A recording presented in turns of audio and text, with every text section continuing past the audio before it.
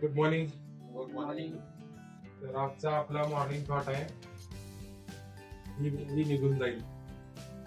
म्हणजे याचा negative impact घेऊ नका, पण एक पॉझिटिव्हली विचार करा की कधी कधी आपण म्हणजे माणूस थोडासा असा फील करतोय की मी मागं पडतोय किंवा डिप्रेशन मध्ये गेल्यानं वाटते किंवा आपल्याला असं वाटतंय की अरे आपले हे काम होईन झाले किंवा माझा हा माणूस ऐकून झालाय किंवा काय असू दे.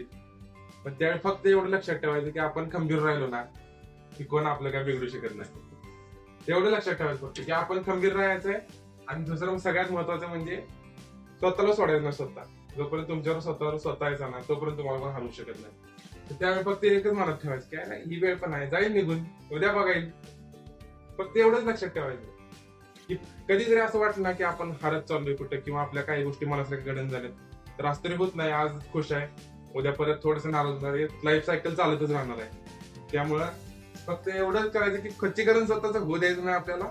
आणि फक्त एक लक्षात ठेवायचं की जरी खचलो तरी ही वेळ पण निघून जाणार आणि उद्या परत आपण त्याच जोमानं त्याच नव्या उत्साहानं परत येणार आणि परत लढणार आहे. एवढं लक्षात ठेवला तर तुमच्या लाईफ मध्ये बरेच प्रॉब्लेम सुटून जातील. थँक्यू.